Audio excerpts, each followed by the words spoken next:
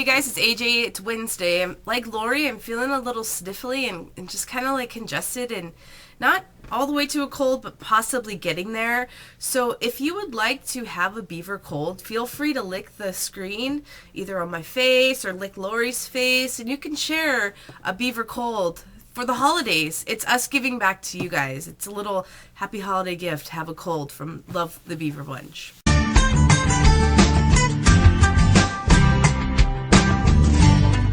So this week we're talking about turning 18, and I turned 18 a week before my senior year in high school.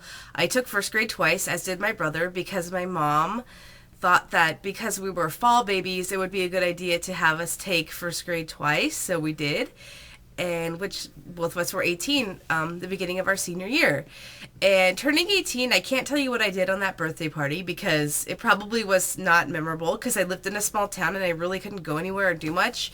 And I think a lot of you guys could feel the same way because I think you forget that I came from a really small town in San Diego, and you're like, San Diego's huge, but if you go east, there's mountains, and we were mountain people. It was cold where I lived. We did not have palm trees in the beach. We had horses and horse shit and all that stuff that comes along with it. So turning 18, also that year there was an election in November and my birthday was in September, so I got to vote for the first time, which was really cool. And I was nervous, and I got that little I voted sticker, and I was so excited to get that stupid sticker. And I don't remember, I think I put it on a folder just to be like, I voted, because I know a lot of my friends couldn't because they were only 17. And it was the 96 election, or maybe it was the what are they called before the election starts? You know what I'm trying to say. I'm sick. Give me a break. But I voted in that election, and that was cool. And I was finally able to go to clubs, sort of, because you know when you're only 18, you can't drink. Well, at least in California. I don't know if there's a lax drinking law anywhere else, but they would give you X's on your hands or like a wristband saying that you weren't old enough to drink. And I went to Tijuana, we call it TJ, to party because I was straight back then.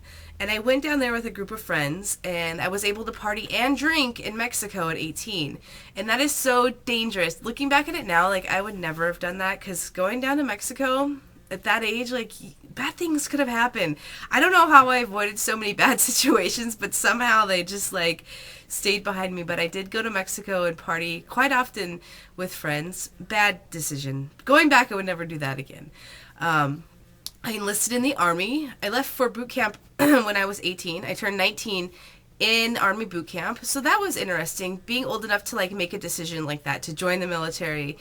Man, that was a hard decision too, because in order to enlist, you have to get a pap smear, and I was so nervous about doing that. It took me 6 months to get up the guts to go do that. And my mom's just like, go fucking do it. What are you waiting for? And I'm like, Mom. So, yeah. And I had a boyfriend too back then. I had a boyfriend in high school, but he was a little bit older. He was in the Air Force. And then also 18, I met the first girl I ever hooked up with at San Diego Pride. Isn't it weird how the Beavers all met at San Diego Pride and we like relived that? And I was like, that's the house that I lost my virginity to. And you could see it when we were walking in the parade. I'm sure nobody remembers because they probably were like tooting me out by that point, but yeah. So turning 18 for me didn't really, it did change a lot because it did give me more freedom to do things and like meet new people and experiment. But on the other hand, like it was kind of like any other age. After high school was when things started going for me. And but being 18, I guess I felt a little bit of freedom, but living in such a small town and still being in high school, I still was kind of stuck.